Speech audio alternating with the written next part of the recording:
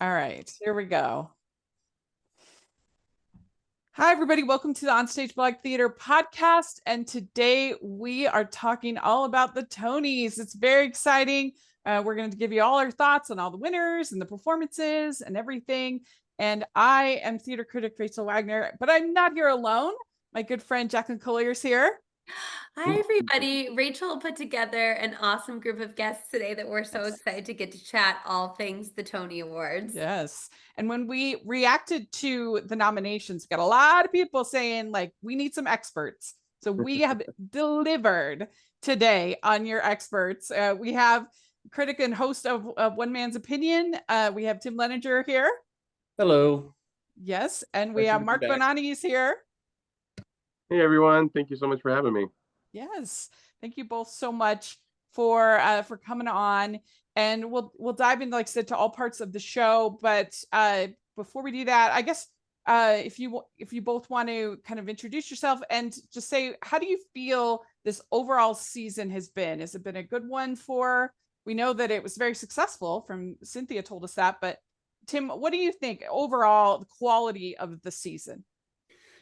Overall, I think it was a weak season for musical revivals. But everything else was pretty solid. New musicals, it was a great season for new musicals, and an overall really good season for new plays. But when it comes to revivals, I wasn't really thrilled with the revivals this year when it came to musicals. And the best revival of play, when it came to the nominees, I thought there was one excellent one, a couple really good ones, and one I had mixed feelings about, which we can all go into further detail later, I'm sure. Marc, what about you? How do you think this season has been? Yeah, I agree with a lot. I agree a lot with what was just said. I think it was not a very strong season for revivals. I think the best revival by far was off Broadway, and that was the Cats Jellicle Ball. So hopefully that'll come in soon. But as for new musicals, yeah, I thought it was a really strong season. There wasn't too many out of the park home runs, but the ones we have are really spectacular. I know you haven't seen as much, Jax, but what is your overall vibe about the season? What do you think? I mean, I think that when we reviewed what was coming with our Broadway preview this year, the ones that I was the most excited about, I've continued to have exceeded my expectations. Like I was just over the moon about English, and I thought that it was still, one of the best plays I've ever seen. I loved Gypsy, and I had been really excited to get to see Audra in that role. And I have two students in that show now, so it was really exciting to get to see them perform. So I thought, for me, I felt like there's a lot of interesting shows that were featured this year, but it's interesting because a lot of the stuff I've been seeing has been off Broadway and off Broadway. So it's exciting to get to see what actually makes it to Broadway, but getting to see what's happening off Broadway is to me just as thrilling. And which is like when you think about a show like Oh Mary, I never thought a show like that would make it to Broadway. But look at that, and look at Cole winning a Tony Award. So it's that to me is exciting. It feels like there's a lot of momentum and new things happening on Broadway. What I do like as just an outsider that's kind of looking, saying, "Oh, what are we going to get in a couple of years coming down the road in Salt Lake?" Is that I really do feel like there's a lot of variety that we've gotten this season. There was a while there where it just felt like Broadway was all like kind of amusement park type shows, which I don't have a problem with those. Like I enjoy a good Disney show. But it felt like that was kind of all it was. And I feel like this last maybe two seasons, we've really had quite a bit of variety of the types and tones and feel and yeah, almost everything's based on a movie, but we've had a variety of movies, so we can be glad for that. But Yeah. Well, the know. two best musicals of the year are not based on films. Yeah, that's true. So that says something. Yeah. Yeah. So Dead Outlaw and maybe Happy Ending. Yes. Yeah. All right. Well, let's dive into the actual broadcast. So Cynthia Erivo, I had no idea how she would do. I'd never seen her host anything, but I thought she did an absolute great job. She was really personable, and I just, you never know how people do something I've never seen her in before, hosting. Mark, what do you think? How do you think she did? I thought she was amazing. I thought she brought the class that I would hope. I thought she brought the talent, certainly. I mean, she absolutely nailed her numbers. Oh yeah. And I thought, even the more, dopey bits, I thought she made work, and she felt like Yeah. a real a theater kid at heart. And so I thought she did really fantastic, and hopefully she'll be back next year. Yeah. And the silly bits didn't go on too long. Sometimes, like when Ellen hosted the Oscars, like those bits would go so long. And so then you're like, okay, let's move on from ordering pizza. Like we need, the only thing I didn't the only thing I didn't like was I wasn't a big fan of her, the way she was singing to cut people off. The end is near. I mean, I don't know. I didn't love that, but I didn't mind that, but I thought that was a little gallows humor to it, which I liked. No, it was. I liked the pacing of it. She didn't like you said. She kept it sharp time wise. She didn't extend things too long. Unlike because a lot of the stand-up hosts, they'll from time to time make it more about their stand-up routine than about the actual awards show. So in that sense, she was very economic. Yeah. And so this opening number, Sometimes All You Need Is a Song, she wrote that. It is an original piece that she wrote. Oh, I didn't realize that. Solely? Incredible. I don't know about solely. It was in I think it was Hollywood Reporter. I read that it was an original piece that she done.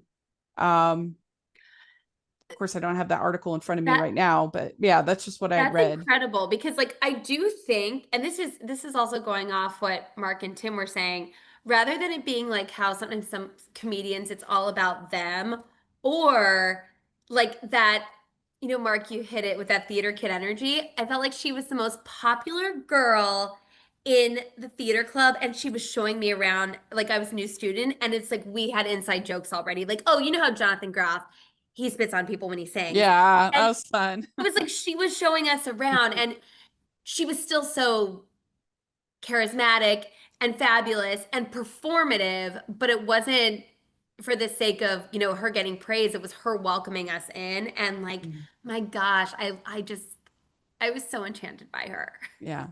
That was such a fun opening number. I loved it. And it just kind of put the cherry on top when she had the performers sing. That was really fun. Kristen Chenoweth, Aaron Tveit, Adam Lambert. That was great. Yeah. Adam Lambert. That was great. Yeah, he owned it. That was really good. I think they could have done a little bit more to recognize the part one award winners. That had been given out before. Yeah, I watched it on Pluto TV, and it was it felt like more like how we do things over with the Outer Critics and the Drama Desk, very economic in getting the awards presented, getting them up to speak, and getting them back to their seats. But it would be nice to just give them a shout out, Yeah. Since they won something.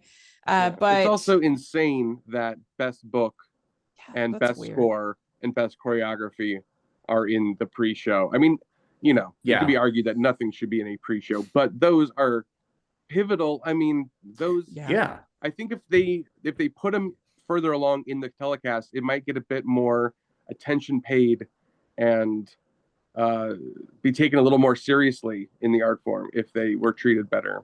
That's my 2 cents. Well, it used to be that those awards were presented in the regular run. I see, because I seem to recall. Yeah. Was it? I may no. I'm not going to say something that may be misinformative, because I was thinking of Wicked and Avenue Q and how Stephen Schwartz lost, but I think that was for best musical, not necessarily best book or best score. I don't know. Yeah. That's so long ago now. I don't remember. Yeah. I just remember seeing Stephen Schwartz there kind of stewing in his seat because he lost. I mean, I understand the desire to keep things clipping along, but I don't really understand like the need to make these to give out less awards, to make these award shows. I mean, I just feel like who's the person that's going to tune in for a 2-hour show that's not going to tune in for a 3-hour show? Like, it's the same audience. Yeah. Well, I mean, this show ran the Act 2 side of things. It started at 8 p.m. and ran till after 11. That's over 3 hours. Yeah. And the Act long? 1 thing started at about 6:40. So you're looking at I guess that is pretty 4.5 hours. It's a 4.5 hour show, pushing 5 hours. Yeah. But that's nothing compared to the Grammys. Right. The Grammys is an True. all-day event. And when you watch the evening broadcast, they only give out 10 awards over the course of that 3-hour broadcast. And Grammys has like 60 awards they give out over the course of the day. So it'd be nice if they at least like had a segment where the winners could stand up and like take a little bow or something like that, yeah, you know, some in kind of, mass, something like that. Yeah, Nice. or a reel of some sort, because I think they've done that before, where it's like, well, earlier in the day we gave awards for best sound design, for best lighting design. Yeah, they usually do a recap segment, and Yeah. this is, I feel like, the only year, the first year that didn't happen at all. Mm-hmm. Yeah. So let's talk about the performances overall of the night. And in my opinion, as somebody who doesn't live in New York, this is my one chance to get to see the shows. I think they almost all picked poorly. Like, is somebody who's like looking at this as a way to be like, which ones do I want to prioritize? Which one I'm most interested in? Because this is it. It's this and the Macy's. That's it. That's the only time I get to see these shows as a non-New Yorker. And I just felt like they almost all of them picked like kind of out of context, not that fun songs. I didn't get that much of a feel of what the shows were. I mean, the only ones that I thought kind of nailed it was I thought Dead Outlaw did a really good job. They were, I think, the best because they did a montage and you got to see a bunch of, you really got to feel this is what the show is. This is what the style of the music. I think that they were the best, but compared to like when the Outsiders did Tulsa, did that song at the Tonys, I immediately was like, I have to see that show. It looks so good. And I just felt like they were all trying too hard to please maybe the entrenched veteran Broadway viewer, as opposed to somebody like me who's coming in at cold. I don't know. Well, I don't know. I think well, whenever Gypsy does it, goes to Broadway, they almost always do Rose's Turn. What a mistake. Like, they did it with Bernadette, yeah. And I guess I don't remember what they did with Patti LuPone, but I wouldn't be surprised if they did that. But that's kind of routine now, I mean, because and plus you're going to spotlight Audra. I think they could have done Everything's Coming Up Roses. That would have made sense. And I don't know. It was just like she was just like screaming all over the stage. I didn't get it. I didn't understand it. I was just like, why is she screaming? It was weird. You've seen Gypsy before, yes? No, I've never seen Gypsy. Yeah, see, that's why. And I get where you're coming from in that. It's like out of context. I don't think it works. Yeah. I think they just figured, you know, that was unfortunately in the minority of people who don't know the context of Gypsy, you know, watching the Tonys. You've got homework to do, by the way. Yeah, it's not performed that often in Utah, unfortunately. I've seen the movie, but I've never seen the musical. I'd like to. Yeah, I don't suspect musicals about strippers are going to be appealing to the generally conservative Utah audience. Yes. I think it is. I mean, I was really rooting for Audra to win, and I think this is one of the best performances I've had on stage. But it was interesting because Rachel and I usually we save almost all of our opinions for the podcast, but we were texting a little bit. And I can imagine, like I was saying this to Rachel too, and I was talking to another friend about this who ended up having when he saw it was his first exposure to Gypsy, like didn't know the story, didn't know anything. And I was like, this is the climax of the musical. And also it is what I think, and not that I'm diagnosing her, diagnosing the character Mama Rose, but like it's this manic breakdown that she's having where everything is coming apart.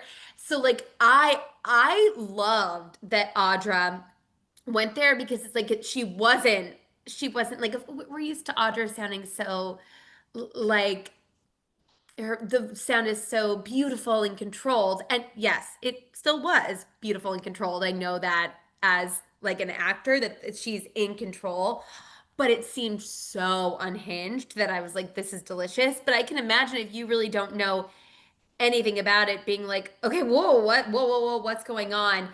Because when you get there in the musical, like she has earned it, and she has been funny and delightful and unhinged and had vulnerability. Like there's been so much building up to this iconic moment that we're only getting this little snapshot of. Yeah. I don't know. I think, like I said, I think they could have done Everything's Coming Up Roses. Everyone that I don't know, Audra's a mixed bag when you talk to industry people for this show. There's some people who loved her and others that didn't like her performance at all because of her voice and how she chose to sing it. There were a lot of people who believed that her voice didn't fit the music. And I was not in that school of thought. I thought that she chose to act the role, but more than sing it pretty.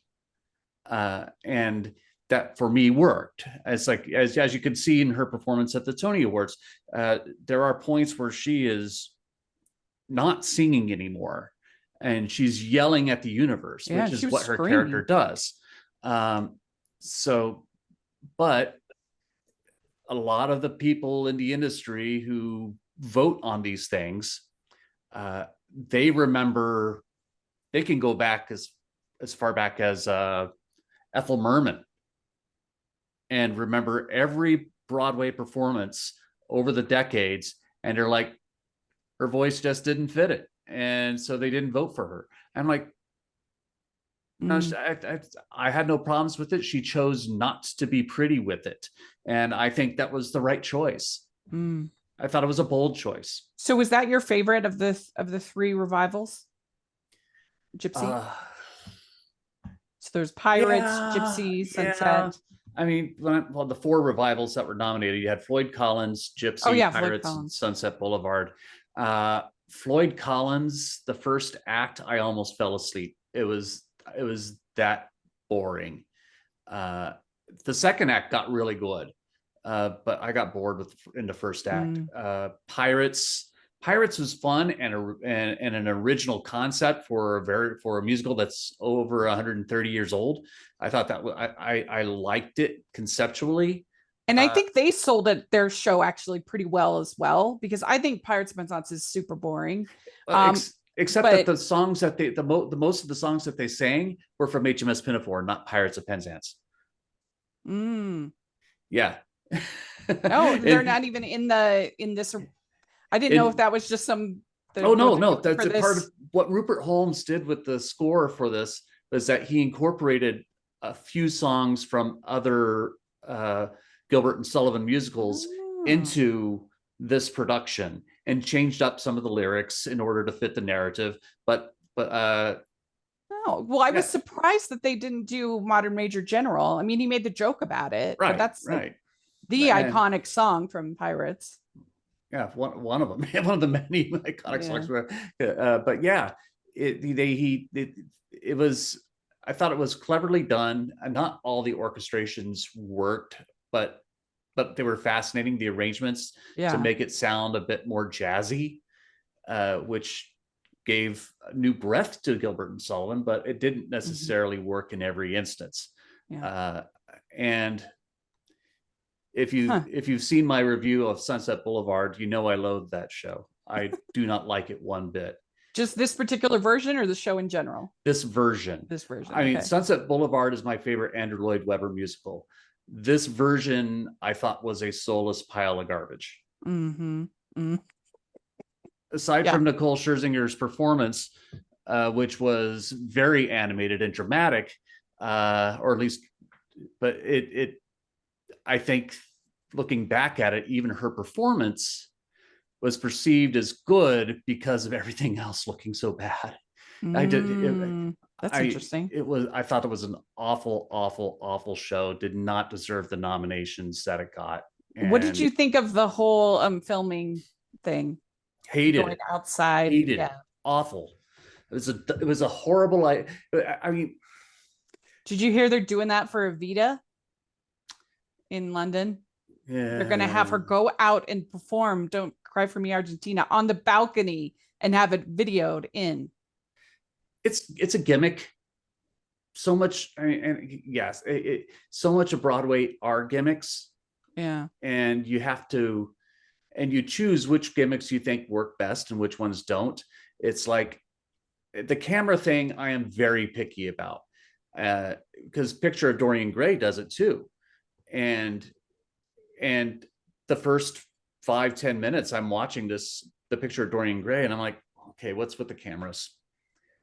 And with that, I got sucked into it because the play is about a guy who is so self-absorbed, and the book, the Oscar Wilde story, is about a guy who gets so self-absorbed in himself that this painting of himself ends up basically sucking his soul, or starts depicting his soul, and the way.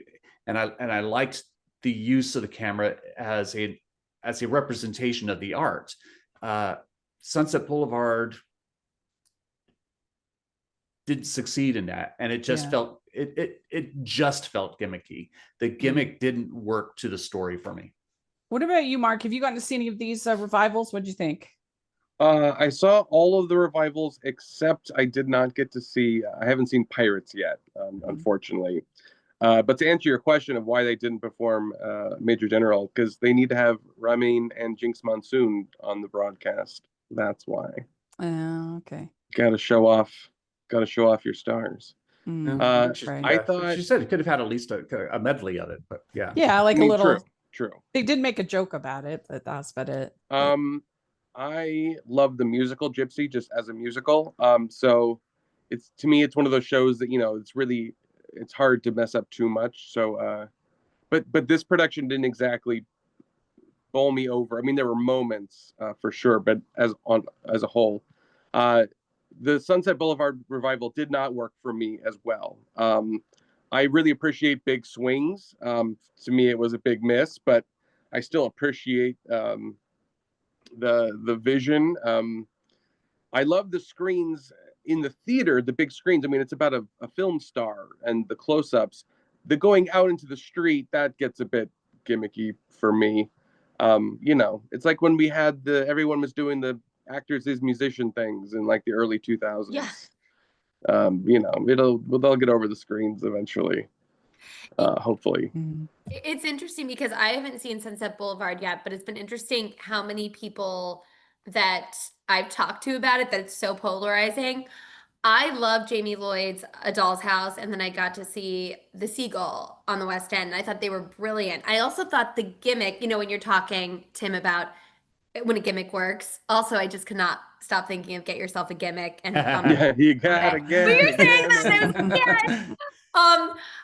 When in A Doll's House, when the back comes up and Jessica Chastain is walking out and it's the door slam heard around the world, but she's walking into the night.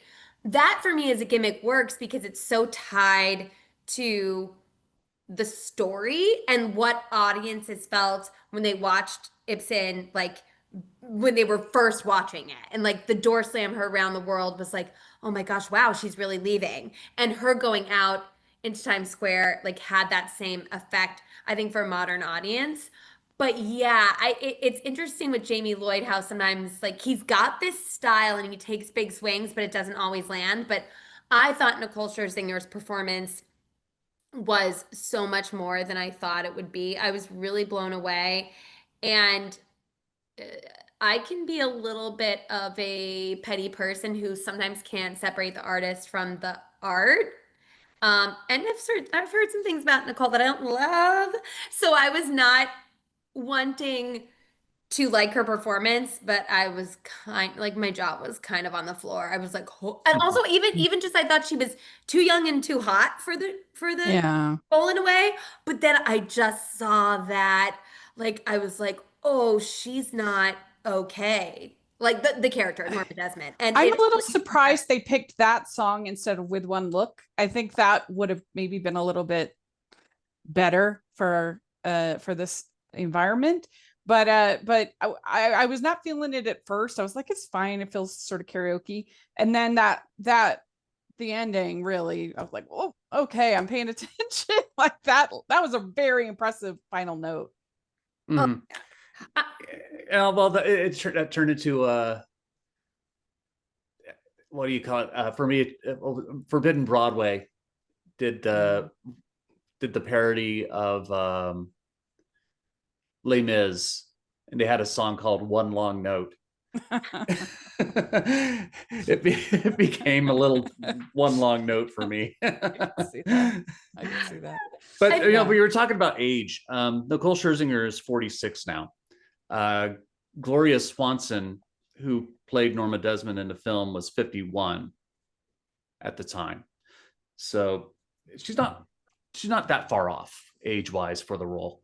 A little younger, but she also looks younger than 46. Yeah, aging is different now than it was then, It's like when the Golden Girls were only like 51. It's like, what? Yeah. That's what Rachel and I were talking about on our City Girls pod, that like they're walking around all sexy now in these outfits. It does feel different now. Mm-hmm. I am curious what you guys thought of. So I did see Death Becomes Her. I love. Oh, you saw it? Yes. Oh my gosh, I love it. Okay. And yeah, I saw it. That's the only one of these that this and Wonderful World, which only got one nomination. Those are the only ones I've seen. I saw it right after the Tony nominations came out. And I mean, I think Megan Hilty's incredible and just amazing. And this song is great, but I don't really know. I didn't know the movie. And also this song felt like a reveal. Even though you have homework. Yeah. Oh my gosh. Yes. When I told my friend who took me to see the show that I hadn't seen the movie, her face, and she's like, "It's okay though. This is good. It's going to be a different perspective for you." But it's a tricky show because there's not that many duets in the show. Most of the songs are solo songs, and so it's almost like, which solo song do you pick? Mm-hmm. And I understand why they picked the one that they did, but it was a shame because Jennifer Simard is so good in that role, and she's so funny that it felt like a shame. And they have such good chemistry together in the show. Like I felt like they were just like building off of each. Like I felt like their chemistry was unmatched in that show. I just love the two of them together. Yeah. It was a pretty good way to start off the night as far as the performances, and I really did think that show was hilarious. I was laughing throughout. Death Becomes Her is a fun show. I have a odd history about the film because that was the very first date I ever went on when I was 15. Oh, really? Oh, horrible. I get that. That's She's All That movie for me. She's All That is my. It wasn't a great movie, but I thought the musical, I was actually very happy that the musical got as much recognition in winning the award or two that it did. I think it won for best costumes, right? Yeah, and that's it. And that's it. I'm glad it won that because I wasn't expecting it to win anything because of the awards, the previous award shows, the Drama Desk, the Outer Critics gave it nothing. And I'm like, okay, so all right, I don't expect much. Boop will probably get it or something, which is fine. I would have had no complaints if Boop won Best Costumes. But I'm glad that Death Becomes Her did get at least a little recognition because the costumes in that show are so outrageous. I love it. Yeah, really good costumes. Yeah. Okay, so let's see here. Let me keep going here. So then we had the first award of the night was Francis Jew for Yellowface, featured actor in a play. And that was really nice. Very exciting for him. A lot of first-time winners. Yeah, of a lot of people who have been around a long time, who paid their dues. So it was a lot. It was really great to see a lot of these people win after so many years. Yeah, that it felt like there was like a lot of respect in the air. And his speech, I didn't get to see Yellowface on stage, but I saw the pro shot of it, and what a performance! And also the speech about how he was given the tux and that he wins his Tony. I was like, well, I'm out. I'm already crying. Like, oh yeah, nice. It was a 3-hour cry. My wife didn't stop crying for 3 hours the whole time. Yeah. I thought it was a little weird that Julianne Hough introduced Buena Vista Social Club. Like, I would have expected somebody Latin. I think it was a dancing thing. They were up and they won for best choreography. I think that was the angle. I think. I don't know. Yeah, it didn't make too much sense. It was odd. It was an interesting choice, but that was pretty. It was pretty fun. They did Candela, and I don't know. It was entertaining. What do you think, Tim, of that show? The Buena Vista Social Club? Yes. I saw it when it was off Broadway at the Atlantic, and then I saw it again on Broadway, and I really enjoyed it. I never thought it was as good as what they were giving it credit for. But I mean, well, before the but, it's got this parallel narrative going where you're flashing back in time and looking at them when they were younger and then flashing forward and seeing how they're trying to get the band back together. I think the present time drama characters were acted better, but I think the flashback story was better, so it never fully melded for me as a cohesive piece. But wow, is the music great, and the dancing is fantastic. Yeah. So I was surprised it got as much love as it did. Yeah. I'm okay, but I'm not disappointed that it got the love that it did for the categories that it won. It seems like a really smart choice for a jukebox musical to pick something that may not be as familiar, to a lot of audiences and introduce us to it. Like, that seems like a smart way, as opposed to like, check, this is the next Britney song, check, right.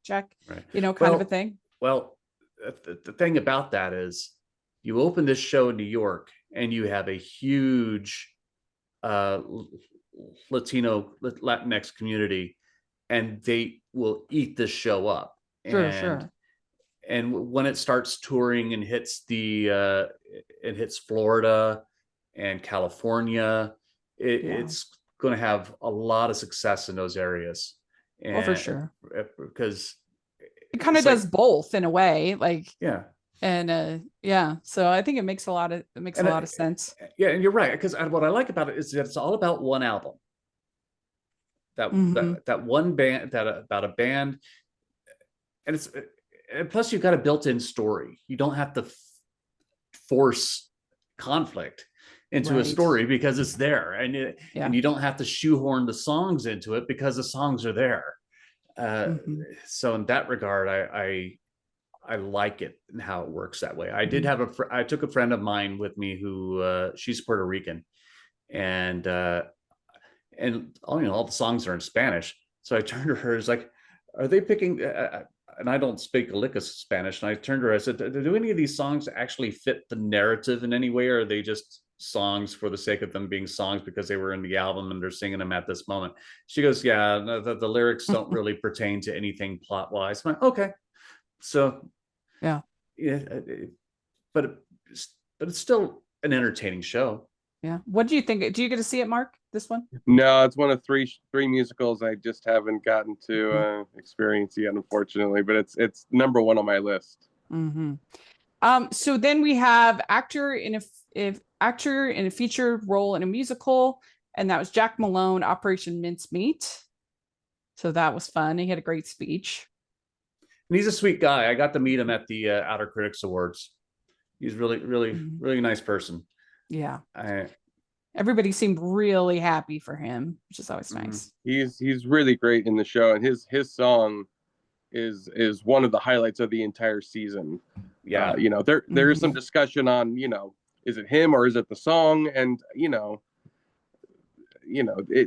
song doesn't sing itself. So and lucky him then. It is a standout song in that musical. That the musical would not have. I don't usually say that a musical hinges on the success of one song, but Operation Mincemeat, as entertaining of a show as it is elevated exponentially by that one song that his character Hester sings. It's not Hester.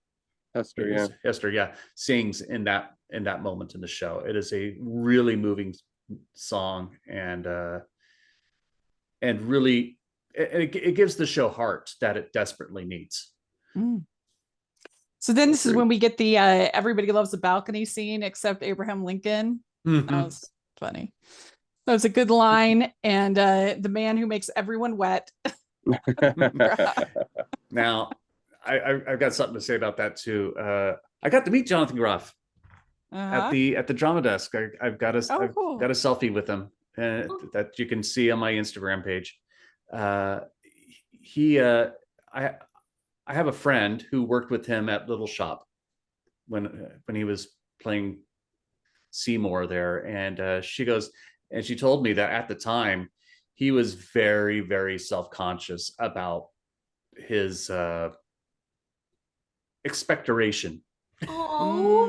And people making fun of it so much used to bother him a lot. Oh, wow. And so when he saw Just in Time, he makes a joke about it during the show. Okay. And so I turned to her, it's like, it looks like he's gotten better about it. She goes, yeah, he's kind of learned to embrace it a little bit more and kind of accept that it's just something that's going that he's not going to be able to avoid.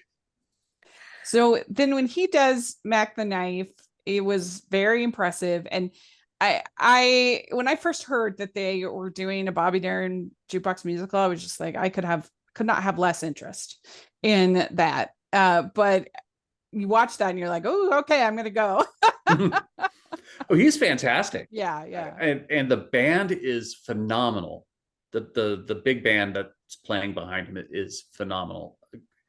It's like a club, right? They have it set up like a club. Yeah. It's set. It's encircled in the square, and the floor is cabaret tables that you can pay extra to sit at those tables, and they sometimes get up and dance on the table and sing on the table and move up and down between the tables to the downstage versus upstage side, and it's a really fun show. It's another jukebox show. It doesn't, compared to Buena Vista Social Club, the book is just doesn't have the same kind of weight that Buena Vista Social Club does, but it's still an entertaining musical. A lot it's of fun. Yeah. Did you like it? What do you think, Mark? This is the third and final Oh, show no, that I have okay. not been able to see. Everything else I've seen now, Okay. at least musical wise, not plays. Right, right. Yeah, no, this one doesn't have a lottery or anything, so I'm at a loss. Yeah, I know. It's hard. Well, next we had featured actress in a play, Carrie Young, Purpose. This is her second win in a row, fourth nomination in this category, so she's incredible. That was amazing. And she's just getting better. Every show I've seen her in, she gets better. Incredible. And Incredible. so as long as the material stays good, she's gonna, over her career, give Audra a run for her money. Yeah. That's awesome. And then this is when we had Glenn Close introducing Sunset Boulevard. Mhm. And As If We Never Said Goodbye. And like I said, it started off, I was like, what? And then like, wow, that was a very long note. Yeah, it makes Very it makes a impressive. great recording. Yeah. Yep, that's Anybody else think the Darren Criss Pure Leaf promo was like really That was a little weird. Like, okay, sure. Look, all I wanted, you guys, when he won his Tony was to thank Pure Leaf. Yeah. I thought it would have been so funny. Like, wow, this is where we're at. I don't know what it was. It just made me laugh. I was kind of tickled by the whole thing. I was like, okay, yeah. Yeah. It's great. I like to watch old like George Burns and Gracie Allen TV shows from like the early 50s, and there were no commercials. They would just work it into the, say, come on, Midge, we're gonna go make some pies with my carnation evaporated milk, and so it reminded me of that. They still, have you seen the soap opera promo things? There, you look it up on YouTube, like soap opera product promos, and it is absolutely hilarious. Well, they'll be like doing a scene, and they'll be like, well, let's take some yakisoba noodles with us over to like it's really funny. It's just seamless integration there. So then we got actors featured role in a musical. This was Natalie Venetia Belcone, Buena Vista Social Club. So that was really cool. This was a hard category for me to pick from. She was great, and I also really loved Justina Mikado in Real Women Have Curves.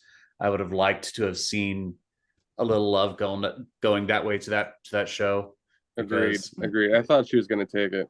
Yeah, it was such a better musical than I was going in with expecting, and it was a really good to great musical, a timely musical that was just going up against two real heavy hitters that just,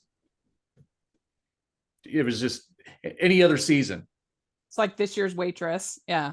Well, sorry. Go ahead. It's exciting that I was on the Broadway Reddit today, and apparently ticket sales for Real Women Have Curves have really gone up. And before, they were talking about how the mismanagement of the marketing of it looked so similar to the Buena Vista Social Club, the way it was being marketed, even with like the colors and things like that. So it didn't really get its due. And I thought the performance last night was awesome and made it, like, Rachel, when you're talking about, does it make you want to see something? I was like, oh yeah, I've been meaning to see that. Why haven't I seen that kind of thing? So I think that it was a good choice for them. And like you said, in any other year. Yeah. Also, it's interesting that you're mentioning that the ticket sales were going up for the show. Is that, not to get too political, but at the same time as the Tony Awards were going on, protests and an ICE raid in LA was happening. Yeah. And that's what this musical is about. Yeah. But it's set in the 1990s, but it's the exact same story. It's these people. Yeah. So then we got Pirates of Penzance. They did We Sail the Ocean Blue. It made me want to see it, and I don't like Pirates of Penzance. I think it's very boring. So I thought that was a pretty effective use of the time they had for what that. And then We have Purpose winning Best Play. So weird they And- did Best Place so early. Yeah, they did. I thought that was weird too. Made me feel like they didn't care about Best Play. Like I was like, okay. Yeah, I feel like they were drawing categories out of a hat. Yeah, absolutely. Yeah. I did not see Purpose. I wish I would have, but it looks like it was incredible. And I just get so excited when, like, with the plays that were in that lineup. I just think you're talking about, Rachel, like how different they all are. I think how important they all are. Like, I think that I mean, was this one the favorite because it had won the Pulitzer? This did one win was the not the Pulitzer. favorite. Sorry, go ahead. But no, you're right. But go ahead, Mark. But Yeah, because you're right. This was definitely not the favorite to win. It was not even considered to be. It was considered to be third, I think, for most people. It was a race between Oh Mary and John Proctor as the villain. My big swing in my predictions was Purpose taking it. really. And so that was, You nailed it. I could not believe it. I thought, I was like, no, Oh Mary's going to take it at the end of the day, but nope. So yeah, no, it was I think the biggest upset of the night, I'd say, although it did win the Pulitzer. So Yeah, I don't know. I think Purpose is a little overrated because I think it's over long. It's a 3-hour play that doesn't need to be 3 hours. There's a lot of fat that could have been trimmed. I think That is pretty long. I think Brendan Jacob Jenkins did Appropriate, which ran last year and won Best Revival, and it's a far better play, I think, and that's 3 hours long. And me personally, I was enraptured for 3 hours watching it. Purpose, though, I like the story. I like the premise. I like that it draws on the scandal of Jesse Jackson from the 1990s when he went through a similar situation, and that's what it's loosely inspired by. I think it's an important story to tell, but God, I was just by the second hour, it's like, why isn't this over yet? Yeah, so I did love his shout out to regional theater, though. Yeah. That was really nice. And then Leah Salonga introducing Maybe Happy Ending. And maybe Happy Ending. I love that show. They did Never Fly Away. Now we know already that Mark absolutely loves this show. Tim, how do you feel about the show? Maybe Happy Ending is the first show in 7 years to really move me in a way that like cut into my soul in a passionate way. Not since Come From Away have I been moved the way that Maybe Happy Ending moved me. That says something. Yeah, that says a lot. And Mark, you're still feeling it? Oh yeah, I've seen it 4 times now. I think it's a special show. And now, in regards to their performance, was it the best choice of song? No, it was not. But I honestly don't think as brilliant as the show is, I don't think any song taken out of context would really do much for the show. It really is a whole piece. They probably should have done something a little more upbeat. That moment needs to be built. I think the same argument for Rose's Turn is true for this. It's a beautiful moment in the theater. Plus, it couldn't even be staged like it is in the theater. So why do it? Anyway. Right. I think maybe the better choice would have been Hitting the Road. That's exactly. Yeah. Yeah. Interesting. Or some kind of because you could have done Hitting the Road, Goodbye My Room, and then the second part of Hitting the Road, and you would have been good. Well, so then we had Floyd Collins was next, and they did The Call, and it was fine, but didn't, I mean, anytime Jeremy Jordan's singing, I'm gonna be happy.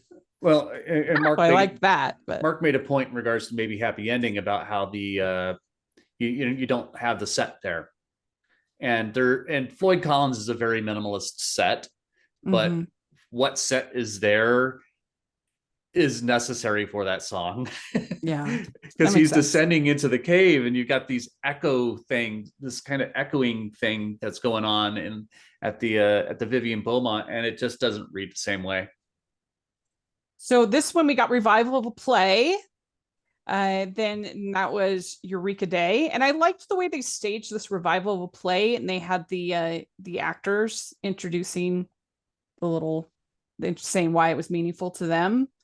I thought that was nice way to do the plays. But yeah, Eureka Day is the winner. Well, considering all 4 of those plays are no longer open. Yeah. That makes sense. Yeah. Yeah. Okay, then we had the Hamilton reunion. And this was obviously a super treat. I loved seeing it, but I think it actually hurt the new shows because this was, to me, so much better than anything new. It looked so much more like captivating and enticing, and they did multiple songs, and I just, of course you got to do it, celebrate 10 years, but in a way, I think I felt like I finished the night being like, oh, I got to go see Hamilton again. Which is probably not the takeaway that they wanted somebody to have. But it was great. Did you hear that Christopher Jackson has just started at Hell's Kitchen? Mm-mm. He's in Hell's Kitchen now. Oh, that's fun. I know that. I think he'd be really good in that role. Yeah. Yeah, he's in Just Like That. Jax. He's Lisa's husband in that show. He's so charming. Yeah, he's great. And it was fun to see Arnie DeBose in the ensemble. That was fun. All right. Then we had director of a play, O'Mary, director of a musical. That was Maybe Happy Ending, Michael Arden. It was really fun. These 2 speeches, I just was like, yeah, I was like your wife, Mark. I just was like crying. Yep. Nice. Beautiful speeches. Yeah. Then we had the In Memoriam, and that was really nice. Sarah Bareilles.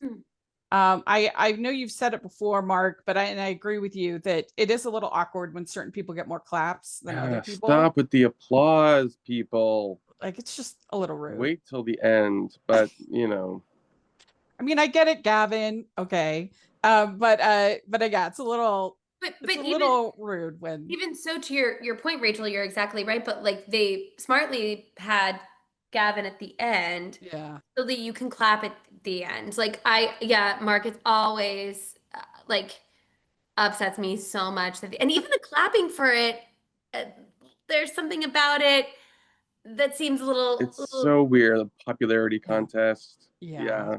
Don't do that. But my friend, one of my good friends, Jim Barry, he was a house manager and worked at the St. James Theater for years.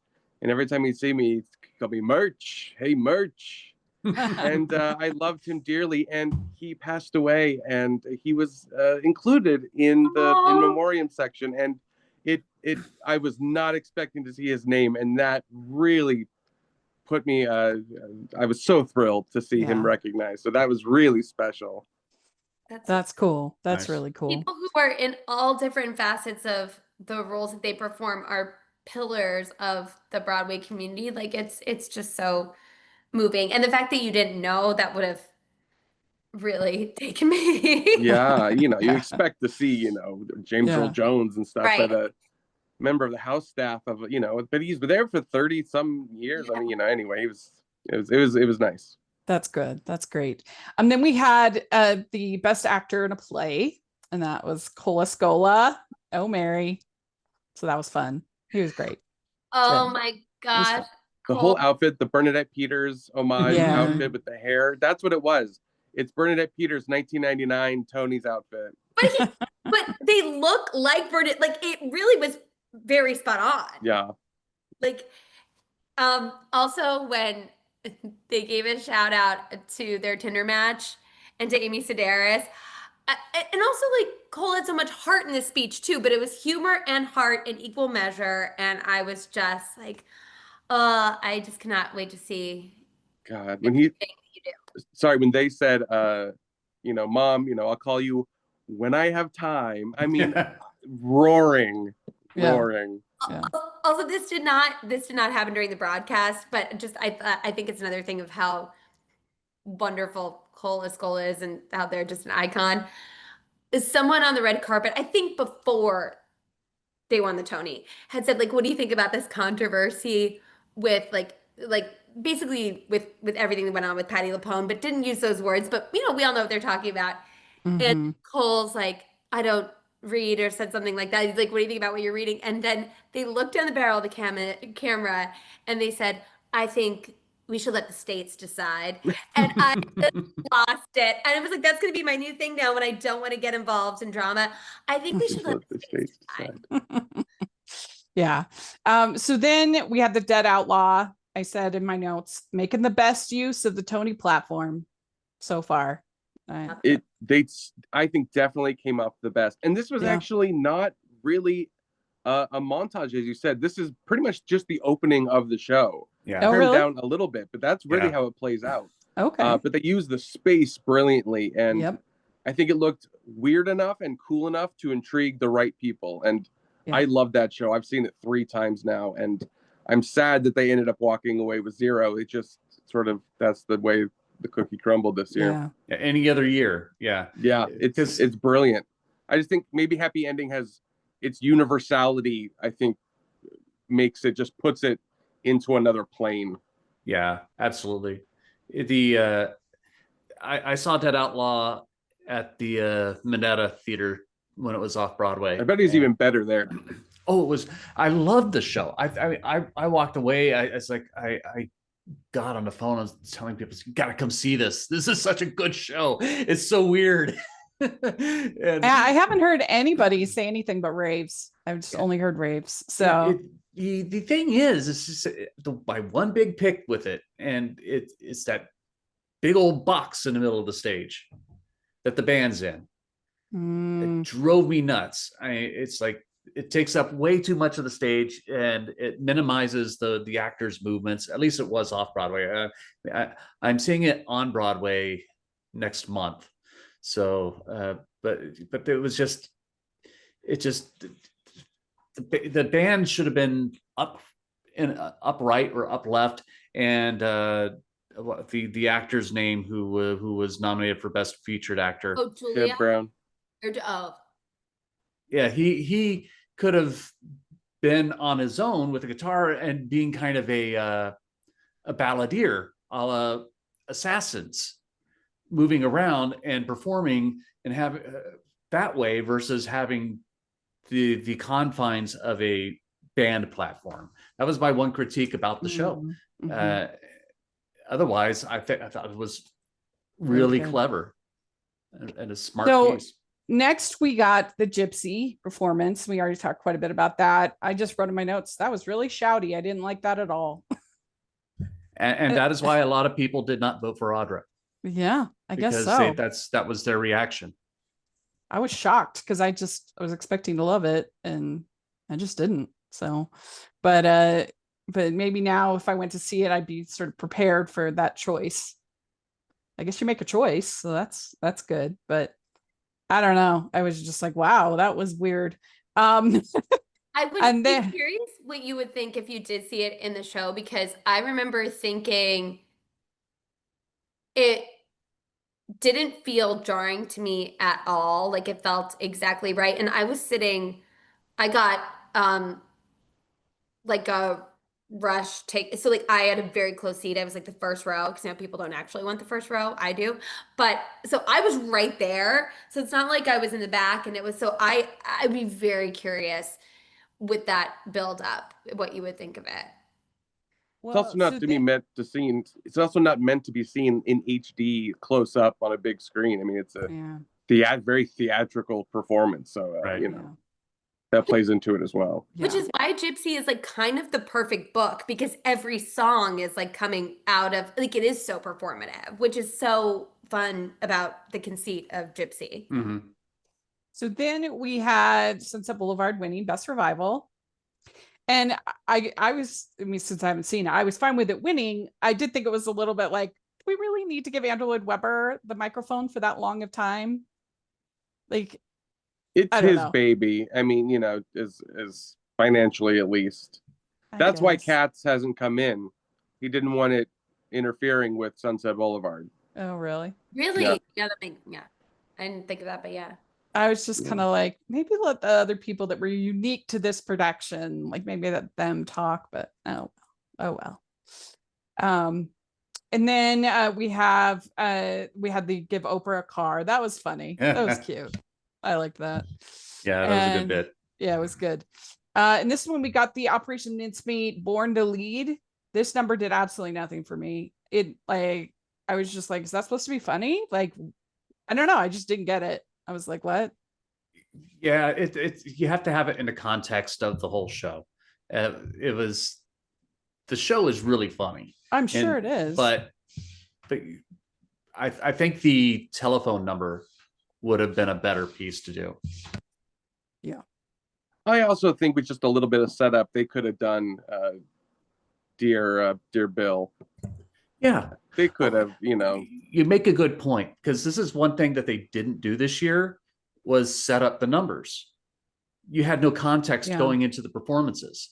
And sometimes they do that and sometimes they don't. I think that it would have been nice if, like, as we go into this scene, this song, this is the situation here. So in case you're watching from Utah and you have no idea what's about to happen, this is what's leading into what we're doing. That would have been nice. Yeah. Absolutely. I agree. So then we had Real Women Have Curves. That was juggling. I thought it was pretty good. I liked that. That was a pretty good number. I don't know why they got to perform and Boop did not, or at least Jasmine did not. Boop said no. See, now Jasmine has said something different. Jasmine says they had the money and they wanted it. Oh, really? See, this is interesting because I've heard both, and then I heard that like the word was that they had the money, but they didn't want to spend it on the Tonys. That's what. Now I don't know what's true though, because I wanted to see Boop too. Yeah. I mean, yeah, I think Jasmine should have performed. Yes.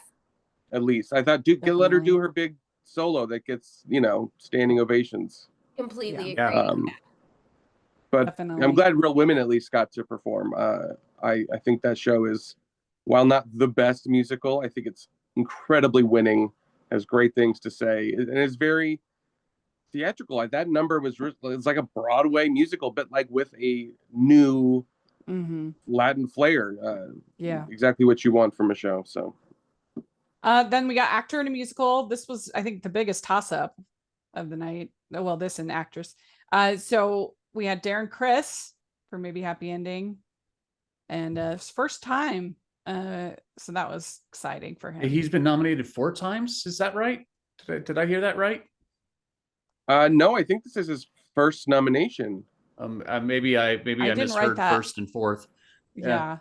I didn't write that down because I think he's only replaced people in shows. I don't know that he was in American Buffalo musical. Oh yeah, he was in American Buffalo a season or 2 ago.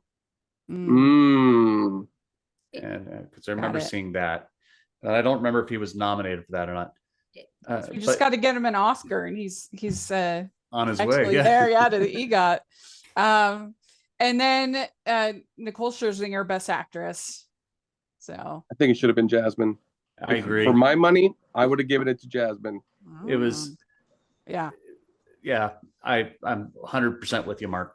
Wait, okay, and honestly, the Best Actress of the year was Helen J. Shen in Maybe Happy Ending. So yeah. I did appreciate how Darren gave her flowers, and then even it felt like Maybe Happy Ending winning gave her flowers a bit. But yeah. It's like she didn't even get nominated, which was a real shame. Yeah. And because she really did. It's the nuance between Oliver and Claire, thank you, is subtle. I mean, Oliver's an older model, so he's going to have more of a mechanical physicality. Claire's a newer model, so she's improved. But I think audiences and voters missed that little detail. And if you're paying attention to it, she still has her robotic demeanors just like Oliver does, but it's got a little bit more human quality because she's a newer and a more advanced model. And I think she was wonderful. And yes, you're right. She should have at least been nominated, if not a winner this year. That was a big misstep on the part of the I just wish that we could have the 6 league. in each category. Yeah. I get it. I get why. I understand. But it would have been nice to have had 6 men and 6 women. And we would have gotten her. I did die laughing with Jennifer Simard, and there that was rude. She's the best. He's like, I'm gonna make this a meme. I'm not gonna win. I might as well meme myself. That's How hilarious. funny. I loved that. I liked Nicole's speech. I thought it was very from the heart. Don't give up. I liked it. I thought it was moving. Did not like it at all. I was just like, I felt like so many other speeches gave back to the theater community and like built upon other people's dreams. And look, like her story is exciting and thrilling, but also half of it felt frantic in a way that didn't feel charming to me. It's like 15 seconds. I just was like, yeah, it was my least favorite of the night. It was exactly like her performance in the show. Well, maybe I didn't love it, but I thought it was from a true place. I liked it, and she said, "Don't give up, keep going," and I appreciate that. No, the thing is, I agree that it does feel like it's from a true place. I just feel like I wouldn't get along with her. Like I just don't. We wouldn't get along. The same way Darren Criss. I'm like, he's that theater guy that like I would have been obsessed with in college, but like now it's like, oh, you're great, but like, you're not some of these other people in the way that you make me feel when it's you talking. And that's just, nothing wrong with either of them. Just that's what, when you get to see someone's speech, you're kind of like, what is kind of tingling for me. Darren Criss taught me how to take a selfie with 2 people. Nice. Effectively, like it worked. Yeah, I bet it'd be That's good. I met him at the Outer Critics Circle Awards, and I got a selfie with him, and then I went and talked to Brian Stokes Mitchell and got a selfie with him. And I tried taking my selfie the way with Brian Stokes Mitchell, and I look awful. And but then I went and but then I stopped and thought about it. It's like, how did Darren Criss do that? And then I went and looked at it. It's like, oh, okay. So when I ended up taking my selfie with Jonathan Groff and Norm Lewis at the drama desk, I was like, oh, so this is. So I was like, okay, this is how Darren did it, and I did, and it came out great. and so I a lot of thanks to Darren Criss for teaching me how to do a selfie when you're taking one with another person. He's a helper bot through and through. Exactly. He was a really sweet guy when I got to meet him. Also, what a sandwich for you, being Jonathan Groff and Norm Lewis. Yeah, My goodness. Bury the lead there. That's awesome. Well, Norm Lewis is the cousin to my pastor in Harlem. Ah, okay. Wow. I didn't know that. I did not know that at all until I went to a cabaret that Norm Lewis did for Christmas at Studio 54, Below 54. And my pastor happened to be there. Yeah. And he came on and sang Rudolph the Red-Nosed Reindeer with Norm Lewis. I'm like, and he told the story about how they're cousins. I went, what? Yeah. Okay. Well, see, y'all wanted us to deliver experience, and who can say that we didn't deliver experience? You're fast. There you go. Yeah. So best musical, Lin-Manuel read it out, delivered it, and maybe happy ending. So that was super fun. So excited for them. And then we get Cynthia Erivo at the end singing, and I'm telling you, and that was epic. Woo! Yeah, Lee, that was good. It was really good. She did not seem tired. She served look all night long. I was like, girl, she was so good. And also, it's the only chance she'll ever have to sing that number. I know. I'm like, God, could she play it? Could they reimagine it somehow?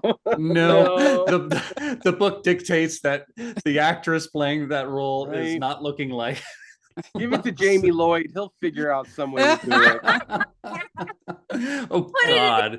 Yeah. Yes. She'll wear a camera. She'll wear a screen. Jamie Lloyd is going right there next to Ivo Van Hove with me on two directors I do not like. God. Mm. You talk about plays with cameras. I love the Movie Network. I hated the Broadway play except for Bryan Cranston. He was brilliant, but all the camera stuff is just like, we don't need Too that. much. It's too much. Same with West Side Story, the last revival of West Side Story, which was awful.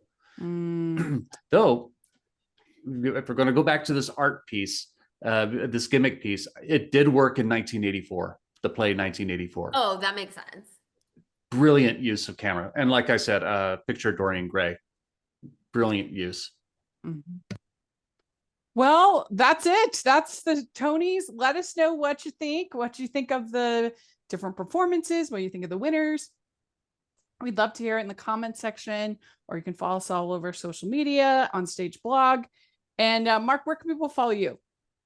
People can follow me on YouTube at Broadway by Ghostlight. I have a channel every Thursday. I do Broadway Jeopardy, 26 all new clues every week. And I just started a new series called Broadway 101, where we're going back to the basics. First video out is about Ethel Merman. So you can check out that. Very good. Very good. And Tim, what about you? You do the Broadway Jeopardy, Marc? Oh, awesome! I keep seeing that pop up on my YouTube. Yeah, give it a I shot. gotta give it. It's like I spend an hour or 20 to 30 minutes every week watching Disney Jeopardy. So I stole it from that guy. You did? Yeah. Well, Ryan Perry, he lives in New York City. He's a big Rangers fan. So if you run into I've always been afraid to like meet that guy. I'd be like, oh, I stole your idea, but like it's not really his idea. But yeah, really, it's a Merv Griffin's idea. Yeah, but, exactly. No, you can find me on YouTube also with my show One Man's Opinion. I review on average about 100 shows a year. It's exhausting. And it's Broadway, off Broadway, and professional regional theater in Connecticut. So Goodspeed Opera House, Theater Works Hartford, Hartford Stage, Westport Country Playhouse. Those theaters, Sharon Playhouse. I see shows up there all the time.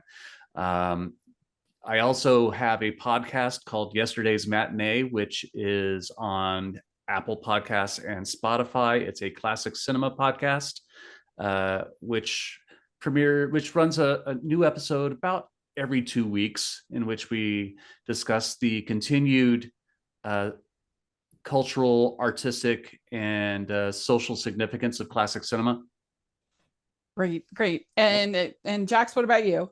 Jacqueline Collier on Instagram. Great. And you can find me at Rachel's Reviews all over social media, iTunes, YouTube, Rotten Tomatoes, and at rachelsreviewstheater.com. So check that out. And thanks so much, everybody. We'll talk to y'all later. Bye. Bye. Thank you.